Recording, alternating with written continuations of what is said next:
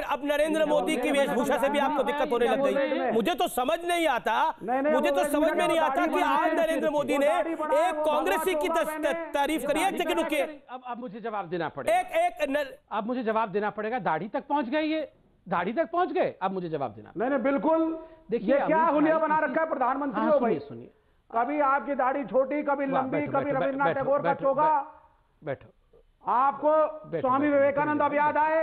ये मियां खलीफा के भाई साहब को जरा चुप कराओ जरा।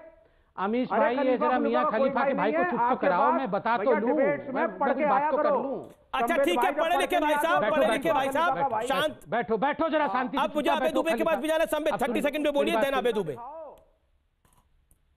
देखिए आप मैंने कहा था ना, ये मोदी पे अटैक करना है। मोदी कभी दाढ़ी छोटे रखते हैं, मोदी कभी दाढ़ी बड़ी रखते हैं। बताओ, दाढ़ी से भी इनको आतंक आ जाता है, दाढ़ी से भी डर लगता है। आप बताइए, ये प्रवक्ता है किसी पार्टी के? ये मोदी कितनी बड़ी दाढ़ी रखते हैं, उसके आधार पे इनकी पार्टी चलेगी। ठीक है, अब बताइए कितनी इतनी बड़ी दाढ़ी रखेंगे, आपको क्या जा रहा है? दाढ़ी नहीं रखेंगे, आपको क्या जा रहा है? देश इस पे चलता है क्या? मैं ठीक है, समय मुझे लगता नहीं इस विषय पर आपको जवाब भी देना चाहिए। मुझे लगता नहीं ये पॉइंट है, लेकिन आप देखिए डिस्कोर्स का लेवल क्या हो गया। डिस्कोर्स का लेवल क्या हो गया कि आज प्राइम मिनिस्टर ने सदन में गुलाम नबी आजाद, क्योंकि राज्यसभा रिटायर हो रहे थे, तो ही गॉट इमोशनल, वो इमोशनल हो गए, वो भावुक हो गए और उन्होंने गुलाम नबी आजाद की तारीफ करी। उन्होंने बोला गुलाम नबी आजाद साहब जब गुजरात की एक बस पर अटैक हुआ तो वो बड़े भावुक हो गए, एक जैसे माता पिता आहत होते हैं वैसे आहत हुए। उन्होंने मुझे फोन किया और वो खुद रोने लगे। आज मोदी पर विपक्ष हमेशा आरोप लगाता है कि नरेंद्र मोदी विपक्ष के नेताओं के प्रति संवेदनहीन है, लेकिन आज राज्यसभा में जो हुआ वो आरोप लगाने वालों के लिए वाकई आईना है। जरा सुनिए। लेकिन उसके बाद कांग्रेस के प्रवक्ता ने ट्वीट करा कि देखिए इस तरह के आंसुओं से कुछ काम नहीं चलता। राधिका खेड़ा ने इस तरह का ट्वीट करा। लेकिन अब सोचिए, कोई आप कांग्रेस के नेता की तारीफ कर रहे हैं, उसको करते करते आप भावुक हो रहे हैं, तो उस पर भी शक पैदा करना। मैं आपसे जानना चाहता हूं अबे जी, नरेंद्र मोदी का विरोध है या नरेंद्र मोदी के विरोध के चलते चलते देश का ही विरोध करते चलेंगे? आप पॉलिटिकल विरोध करिए, नफरत खाए कर रहे हैं नरेंद्र मोदी से। नहीं, हमारे भी प्रधानमंत्री है। मैं अपेक्षा करता हूं कि कुछ समय मुझे बोलने के लिए आप जरूर देंगे, निर्बाध रूप से। देखिए, देश के करोड़ों दर्शक जो ये टीवी देख रहे हैं, उनको एक बहुत बड़ा सच में उजागर करता हूं कि कैसे नरेंद्र मोदी जी और अमित शाह जी करोड़ों हिंदुओं के विरोधी हैं। पूरे देश को लड़ा दिया इन्होंने सिटीजनशिप अमेंडमेंट एक्ट के नाम पर।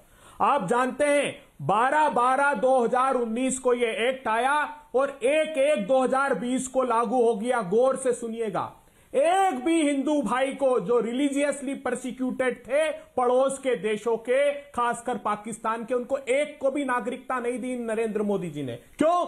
क्योंकि चुनाव था, इसलिए देश को विभाजित करना था। उसके बाद आज तक नियम नहीं बनाए और 15,000 लोग वापस जाने की तैयारी में, 600 लोग तो अधिकृत रूप से वापस उन देशों में चले गए जो यहां पर नागरिकता की बाढ़ जो रहे थे देश के लोगों। ये जान लीजिए। अभी अमीश देवगन जी ने कहा कि ये आंदोलन हुए और नरेंद्र मोदी जी की छवि को खराब करने के लिए नहीं, देश की छवि सर, देश की छवि, नरेंद्र मोदी का नाम नहीं लिया गया। देश की छवि चाहता है, विश्लेषण में दिखाया मैंने देश की छवि। अमीश देवगन जी प्लीज, आपको देश नरेंद्र मोदी को दिखाई देता है। मुझे बोलने दीजिए। बोलिए सर, आप ही बोलिए प्लीज सुनिए ना, सुनिए।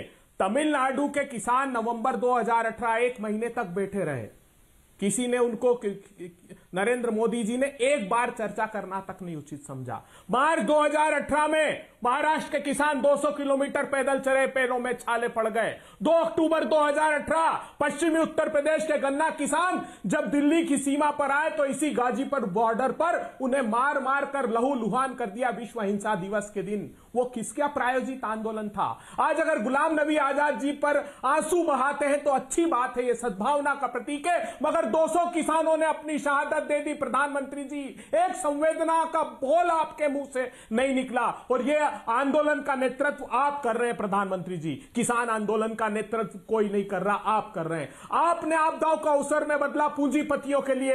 आपने काली अंधियारी रात में ये काले 3 क्रूर कानून लेकर आए जिसका आभास भी नहीं था किसानों को, जिसका पता भी नहीं था। वो तो आपसे आग्रह कर रहे हैं, आप भी आज भी आप झुक जाइए और बड़े नेता बन जाइए। हम सब मिलकर आपका स्वागत करेंगे। ये रिहाना रिहाना कौन सी नेता है? उनके कहे के अनुसार ये रिहाना मियां खलीफा को कौन सी नेता बना दिया आपने?